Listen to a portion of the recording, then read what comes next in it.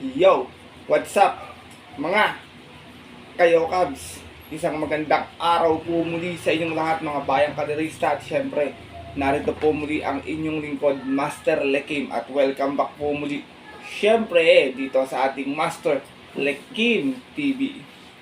Bago ko po simulan itong ating video ngayong araw bayang kaderista, make sure na dapat naka-like na po tayo at naka-subscribe. Huwag niyo pong kalimutan hit yung notification bell or bell icon nitong ating video para palagi kayong maging updated sa mga susunod ko pa pong mga i-upload na video. Mag-i-upload tayo ng konting silip at diyan mga dapat abang ang kabayo upcoming events po sa ating dalawang karerahan, Metro Turf Malbar Batangas at Padre Garcia PJCI Padre Batangas din po bayang karisa. Kaya kung interesado ka, bago ka pa lang padaan ka dito sa ating channel, hit mo na yung bell icon para palagi ka maging updated sa mga susunod kong i-upload na video. At ngayong araw mga bayang karerista, syempre meron po tayo muling konting silip at giya. Race analysis sa karera para po ngayong araw ng Miyerkules. Happy Wednesday Racing, huling araw ng taon. Ngayong 2025, huling pakarera din dito sa Metro Turf Malbar Batangas. December 31, 2025. Dito tayo sa Metro Turf Malbar Batangas at meron po sila inyandang 9 races na magsisimula po sa ganap na alas 12 ng tanghali. Medyo maaga ating karera para siyempre bayang karisa. Maaga rin po makauwi mga bayang karisa natin, makapaghanda, makapag-celebrate po ng ating papalapit na year 2026. Kaya ito mga bayang karisa, samantalahin ko na po na bumati sa inyo. Unahan ko na kayo ng advance Happy New Year sa inyong lahat mga bayang karisa at ating mga kayo Cubs na always nakatutok, nakasuporta dito sa ating Master Lekim TV. Maraming salamat po sa inyo sa pagtitiwala palagi. Bagamat hindi natatapat yung ating mga giya minsan, nandiyan pa rin kayo, nakasuporta po dito sa ating Master Lekim TV. Kaya muli, Master Lekim TV, bumabati po sa inyo ng advance Happy New Year mga bayang karerista. Pero to, shoutout na rin ako pasadahan ko na rin to. Dalawang video po ito bayang karerista. Itong ating video, itong ating unang video is race 1 hanggang race 4 po. Dadagdag ko lang po itong shoutout kasi medyo mahaba po kasi kung pagdudugtugin ko. I hope na maunawaan nyo po yon at sobrang thankful ako sa inyo pang unawa at suporta bayang karerista. To, shoutout na po muna ako. Happy New Year nga pala at shoutout kina Bro Ace Galang, ganun din kay Bro Rolando Ting. Happy New Year sa iyo kay Kuya Chris Stone Sanchez, kay Alexander Benitez, kay Christopher Cruz dyan sa Mekais OTV. Happy New Year sa iyo dyan mga bayang karerista sa Mekais OTV. Ganun din kay Sir Ernesto Laksamana, Sir Ariel Maranak dyan sa IAMS OTV Tanyong Malabon. Shout out sa inyo sa mga bayang karerista dyan sa Cresta OTV, dyan sa Cresta Verde, Quezon City, sa Bots OTV dyan sa Bulo, Malabon. Especially kay Ate Reby, teller dyan. Ganun din kay Ate Edith, teller din sa Cresta. Yung may-ari nun, si Ma'am Sheila, at si Sir Dennis, kay Boss James. Shout out sa inyo, Happy New Year po. Shout out din kay and Happy New Year kay Chairman Che Maka ng Ping Ping OTV. Sayang hindi ako nakadalo ng kanilang Christmas party na itong December 28. Medyo kapos sa budget, tsaka wala yung service kong motor, nasa North, hindi bumiyahe dito yung utol ko Shout out po sa inyo Sir Che Maka, baka naman lechon lang kahit konti din, joke lang po. Happy New Year po sa inyo Sir Chairman Che Maka ng Ping Ping OTV. Ganun din, ginigrit ko rin kaibigan ko, admin ng Pinoy Henyo, Bro Sixto Jojo Enriquez. Happy New Year sa inyo at sa mga members niya ng Pinoy Henyo. Shout out sa inyo sa mga members po na aking mga FB group na nandun ako. Shout out sa inyo, sana makachamba tayo this Wednesday. Shout out ko rin ito mga always nakatutok to, Sir Arturo Panlilio, Sir Boy Sibilia, Bonifacio Amper, Bro Arbel Ramirez. Shout out sa iyo, salamat sa pagbili palagi din sa tindahan. Kay Sir Brix Gabriel, Manuel Tandes, kay Sir Ted Santos, ganun din, pinapasalamatan ko rin si Sir Joto, kay Sir Rocky Medics yan. Sir Rocky, sana makachamba tayo this New Year bago matapos yung taon. Ganun din kay Sir Edward Soncel Rojas, makachamba tayo ng pamasko, makahabol Sir Edward Soncel Rojas. Ganun din kay Christian Fernandez, shout out din kay Gilbert Galaw, kay Ronnie Baun, Alfredo Fernandez, Maraga Coily na Ottawa, Canada. Shout out po sa inyo, Happy New Year. Ruel Talabukon, kay Bro Linter John Carter, shout out sa iyo. At siyempre, pasalamatan ko rin, shout out din kay Sir Bernard Malyari. Sana makahagip tayo, winner take all carry over meron tayong carry over ng take all tsaka pick 6 ngayong araw ng Miyerkules. Ganun din kay Christian Castro, kay RJC Channel at sa mga nakatutok po sa mga sandalin to, Happy New Year po. Sana mapasama tayo sa carry over ng pick 6 at winner take all ngayong araw ng Miyerkules. Na siyempre, tara at punta na rin po agad ito mga bayang kaderista. Matapos lamang po siyempre yung ating maikli intro. Kaya let's go! Mga Kayokabs!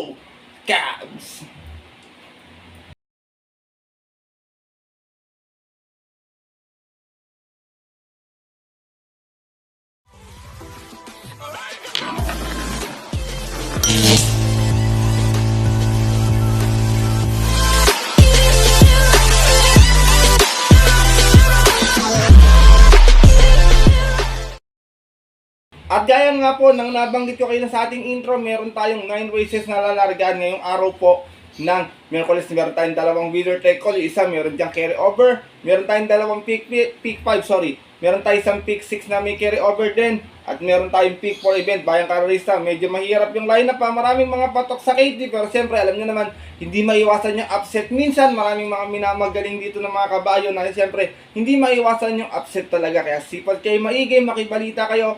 Kung may kapital, dagdag sa mga rota. Kung may mga babalitaan, pwede obserba, kumbaga, para medyo matibay yung mga discarded mga rota. Mahalaga, makahagip tayo ng carry over ng winner take all and pick 6 ngayong araw po ng Miyerkules. Kaya ito mga bayan kayo, sa simula ko na ito ating unang video. Medyo napahaba na ng konti ito. Race 1 hanggang race 4 tayo rito.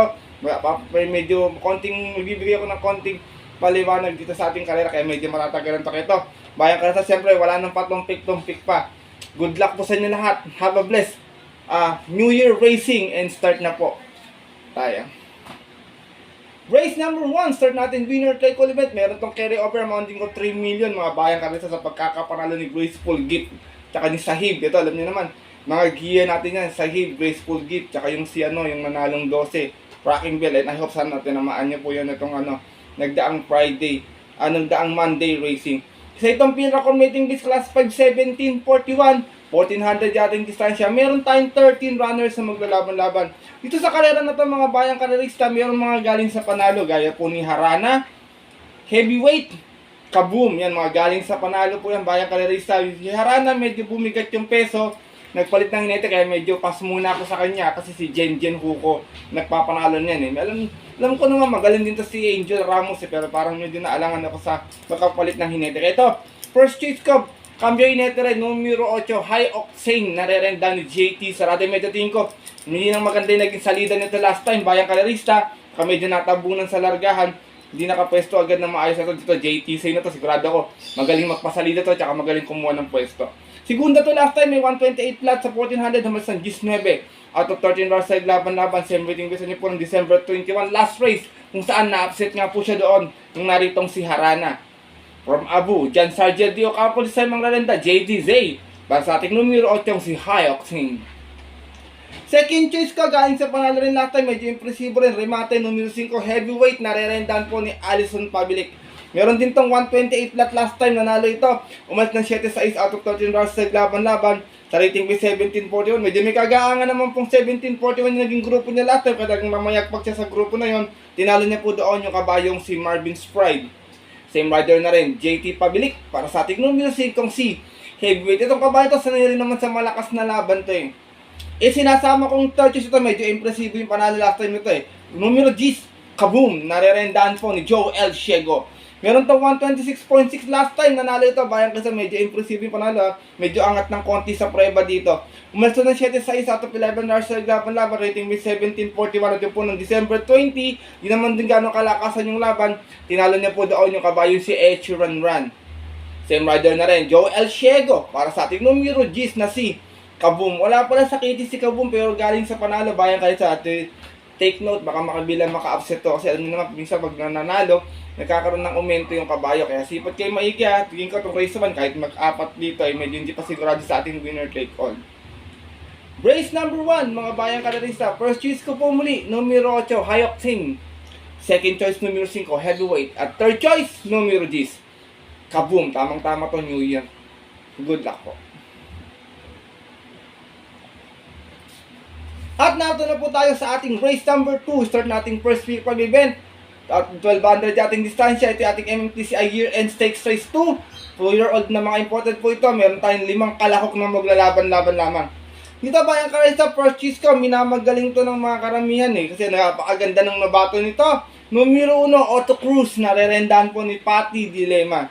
Nagnobato to last time sa 1200, may 112.2. Nanalo sila mag-isa nun sa babatoran niya noong December 20. Nagtala ito ng preba na mga 112.2 nga po. Ang kanya naging pacing po rin is 23 and a half. 22, tumakos po ng 25 and a half. Ang rider, ang sumakay po sa kanya ng time na yun ay si Tanya Navarroza. This time, pati dilemma para sa ating numero 1, si Otto Cruz. Second choice ko to, magaling tong hinete na to, lalo pag may mga minamagaling na kabayo, ina-upset ito eh. Numero 2, exemplary, narerenda ni John Alvin Guse. Meron to 114.4 sa 1200 na nasigunda naman ito. Mas ng 2-1 out of 5 Brussels laban-laban sa Novatoran noong November 26, kung saan tinalo po siya doon ng kabayong si Machine Cruz. Same rider na rin, John Alvin Guse, para sa ating numero 2 sa si XM. Lari, kung natatandaan nyo, in-upset po nito. Yung nanalo na karang si Magellan, outstanding favorite si Magellan, hindi pinauno nito. Kaya nga, sabi ko, giant killer to ng minamagaling na kabayo to, si Alvin Guse, si Supremo. Race number 2, Bayang Kalerista. 5 lang yung kalahok, pero lahat din po may panalo. Kasi alam niyo naman yun, galing sa panalo yan, si Great Balls of Fire, si Berting, si Bloomington, nasigunda rin na karan, malakas yung remate. Pwede magbago yung pacing kasi pagkakapanalo po ni Otto Cruz, siya lang mag-isa. Mag-iba po talaga yung may kalaban din talaga sa talagang actual na karera. Kaya sipat kayo maigi, pwede magkaroon ng upset Bayang Kalerista. Paalala po, meron tayong carry over. First choice ko po muli, numero 1, Otto Cruz. Second choice, numero 2, exemplary. Good luck po. At nato na po tayo sa ating race number 3. Start nating second winner tayo ulit. Liba tayo ng 1400 muli. And Piracom meeting with class 5, 1741. Meron tayong 12 runners sa maglalaban-laban. Ito medyo mahirap na karera to. Bayan kasi sa tingin ko medyo kakalat yung spread dito. Hindi ko pa sigurado kung sino yung mga mayayamado. Pero ito mga posibilidad na bebenta rito. 1, 3, 4, 5, 9. Yan mga, pati sama na rin natin yung 11. Yung mga bebenta yung sigurado dyan. Tingin ko medyo balikatan lang. Wala nakakalamang sa bentahan. Kaya pwede magkadihaduhan dito. Sipat kayo maigi dito. Kayo magdagdag. Dito first choice ko to. Medyo na to. Meron na to eh, bago mapahinga, tsaka tingin ko, kumukuha lang ng tempo, baka this time manalo na. Numero 5, Perfect Blue, another Patty Dilemma. Mukhang makakaraming si Patty Dilemma ngayong araw ng Miyerkules. Meron tong 128.8 sa 1400 nung dumating itong pang-apat, umalis ng 2-2. Ang kintulin sa unahan to ha, out of 8 hours laban-laban, galing to ng 42.56, din po noong November 22, kung saan ang manalo po doon, malakas yung nilabanan na, yung kabayong si Guerrero Warriors. For Macmac de Ocampo, this time ang renda, Patty Dilemma, para sa ating numero 5, si Perfect Blue. Second choice ko, lagi rin nasa timbangan, numero 3, Blame the Ghost, na narendan po, another Joel Shego. Meron tong 127.6 sa 1400 naman nun, natarsera ito. Mas ng 5-3 out of 9 Russell laban-laban, same waiting visit po ng November 29. Dun po sa kayarang napanalunan ng kabayong si Hot Legs. Same rider na rin, Joel Shego. Para sa ating numero 3 na si Blame. Nagos itong kabayo ito, pwedeng parimatay, pero minsan inuuna pag nakakatunog ng walang matulin sa unhan. Eh sinasama kong third choice, di ko pwedeng ito yung mayamad sa kayar na ito. Numero 9, Buhayang Bato, narerendahan po ni RC Baldonido. Good luck po sa inyong kabayo, Sir Maki Maceda. Itong si Buhayang Bato, nanalo to noon, may 127.4, umalis ng 4-4 out of 10 Russell laban-laban sa rating base 1741. At yung po noong October 28. Tinalo niya po doon yung kabayong si Harana. Same rider na rin, Ronald Canlas Baldonido. Para sa ating numero 9, si Buhayang Bato. Race number 3, mga bayan kasi isa sa mga mahirap na karera ngayong araw ng Miyerkules to. Dito medyo nahirapan ako talaga. Pero sipat kayo maigay, gaya na nabanggit ko, makibalita kayo. First choice ko bumuli, numero 5, Perfect Blue. Second choice, numero 3, Blame the Ghost. At third choice, yung numero 9, si Buhayang Bato. Good luck po. At nato na po tayo sa ating race number 4. Start nating pick 6. Meron tong carry over, Bayang Kalerista. Ito yung ating pangalawang highlight sa MMTC Year-End Stakes Race 1. 1200 mo nating distansya. Lahat naman po ito 2-year-old locally horse po na upcoming Triple Crown contender next year. Dito mga Bayang Kalerista, 1 for the day ko to. Sosolohin ko to. Medyo mainam yung tranquilizer ito. Isa naman medyo may pakilala naman na talaga sa atin. 2N2A, Brown Tiger with Patty Dilemma, with Tiger City, with AR Villegas. Brown Tiger may 128.2. Huling takbo sa PJC kung saan natalo to. Dumating lang ng Tarsera, umalis ng 1-2 out of 7 hours sa laban-laban. Ay isang special race noong November 30, tinalo ko siya doon nung wala pang talong Pili horse na si Isabel. Same rider na rin. Pati dilemma para sa ating numero 2 na si Brown Tiger. Meron din 1-2 ito sa katawan sa 1200. Samantala ito namang 2A na si Tiger City ay mayroong 111 flat sa PJC 1200. Nagmabato po ito ng mga bayang karerista. Umalis ng 2-1. Out of 3 hours sa laban-laban natin po ng December 12. Tinalo niya po doon yung kabayong si Gentle Dance. Same rider na rin, Andrew Dodong Villegas para sa ating 2A na si Tiger City. Race number 4, mga bayang kalerista, kung sakaling magkakaroon ng upset dito, titignan ko lang pwede niyang makalaban dito si Machine Toast kasi gustong talunin nito si Isabel nung huling karera eh.